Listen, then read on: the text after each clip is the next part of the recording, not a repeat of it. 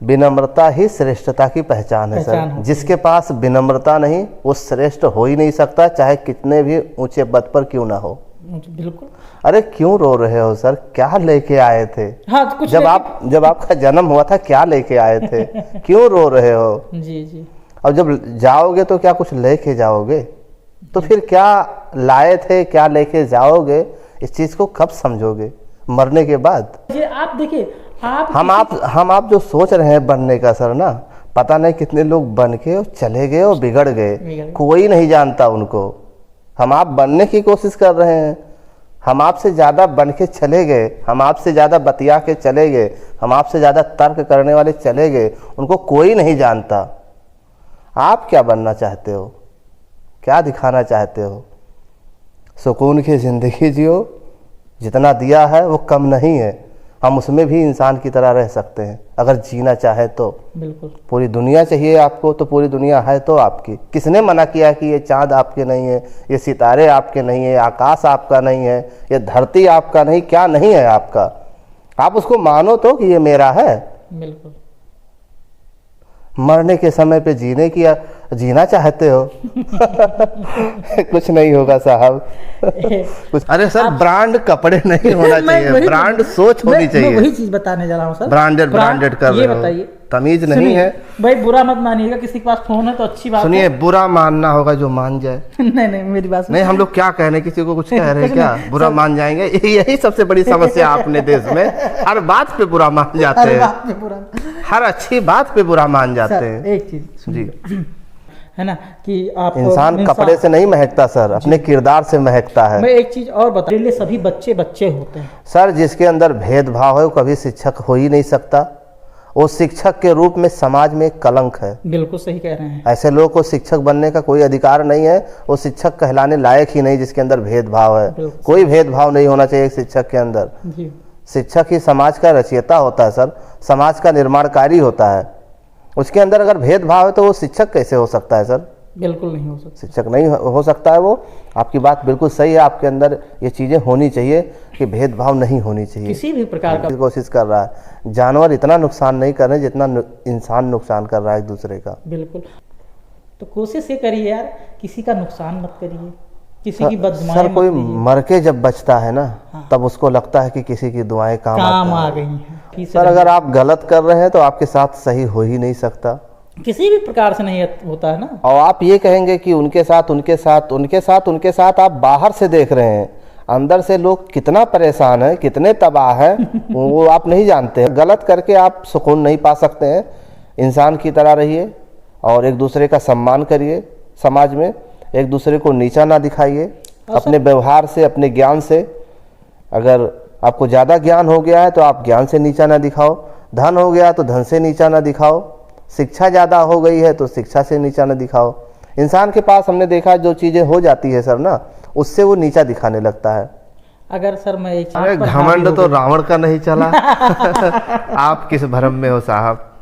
ये पता होना चाहिए कि अगले पल का भरोसा नहीं है, तब आप हर पल को जी पाएंगे। बिल्कुल सही बात है। और थोड़ा आप 500 साल नहीं जिएंगे, ये भी ध्यान रखिएगा। सच्चाई पता होनी चाहिए सर। जब तक आप हकीकत से वाकिफ नहीं होंगे सर ना, तब तक किसी चीज को आप समझ नहीं पाएंगे। इसलिए हकीकत पता होनी चाहिए थी। बिल्कुल हकीकत की जगह हो जाए। सर एक चीज कहना चाहेंगे, वो इंसान देखिए, वो वक्त उसका कमजोर था। इंसान कमजोर नहीं होता है। वक्त है, इसमें कोई शक नहीं है। इसमें सर कंफ्यूजन मत डालिए। जी जी बिल्कुल कि ऐसा नहीं होगा, ऐसा ही होगा। कोशिश करिए। बोया पेड़ बबूल का तो आम कहाँ से हो? बिल्कुल सही। जो आपने बोया है उसको तो काटना ही पड़ेगा।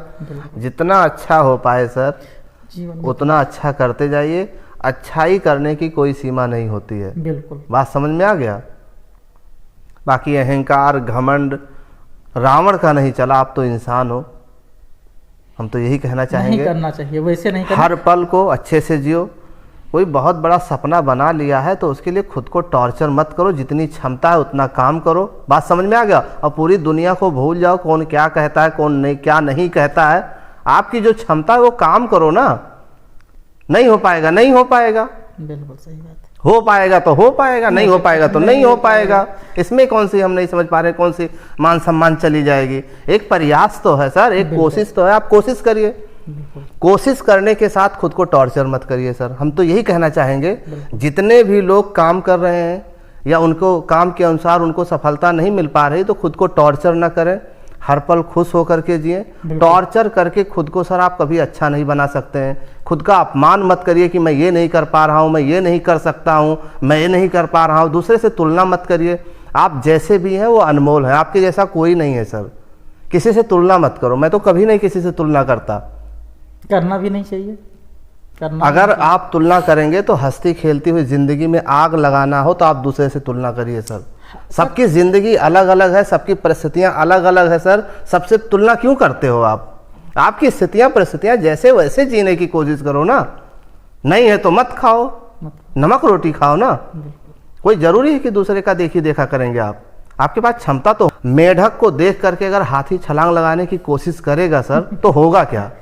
नहीं हो सकता, चीजें दिक्कत हो जाएगी। तो सबकी क्षमता अलग अलग है, इस चीज को कब समझेंगे आप? जी। इंसान सर आजकल जानते हैं क्या है, आर्थिक रूप से कम परेशान है, मानसिक रूप से ज्यादा परेशान है।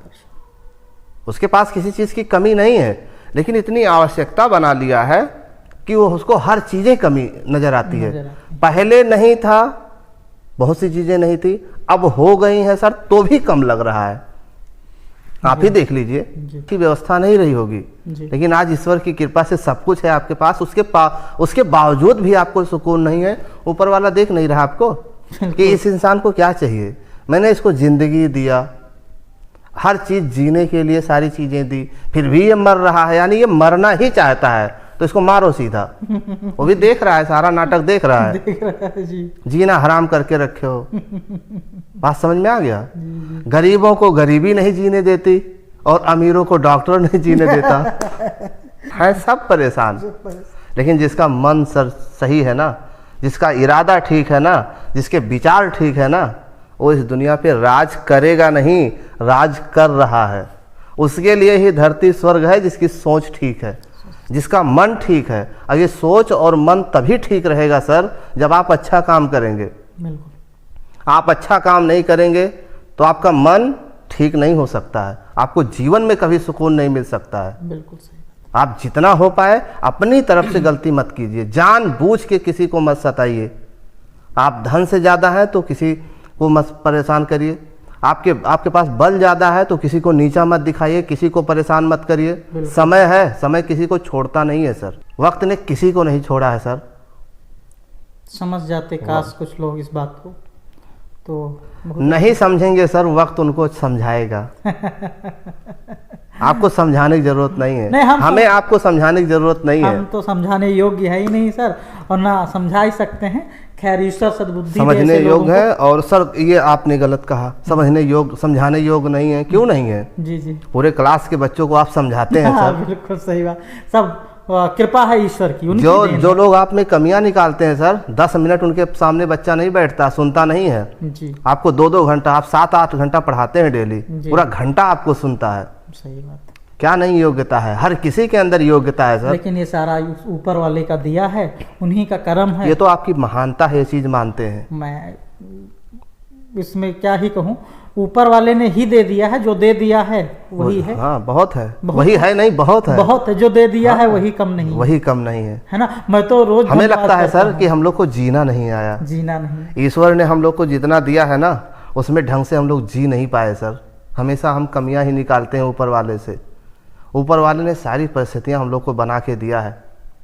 न जल कभी कम होने दिया, न कभी वायु कम होने दिया। हर चीज़ों का कॉम्बिनेशन उसने बना के रखा है। बिगाड़ा तो हम ही लोगों ने है आकर के, और अभी भी बिगाड़ रहे हैं सर। उसने तो हमेशा ज़िंदगी जीने के लिए दी है, लेकिन हम लोगों ने ऐसी ऐसी चीज़ें खोज ली है ना, जो जीना हराम करके रखा है हम सबका। और जब तक सोच नहीं ठीक होगी, कुछ ठीक हो क्या ठीक नहीं, सोच अपनी ठीक रखिए। सोच बहुत कोई बिगड़ा हुआ व्यक्ति नहीं है सर। कोई व्यक्ति जिसको आप देख रहे हैं कि ऐसा है वैसा है, वो ऐसा है नहीं। हमारी आपकी सोच उसे बना के रखी है, बना के रखी। बिल्कुल सही बात। वो ऐसा है नहीं। मानते हैं कि नहीं इस चीज को सर? बिल्कुल इस बात को मानता हूँ। बिल्कुल सही बात। कोई गड़बड़ नहीं है सर, हमारी सोच ही गड़बड़ है।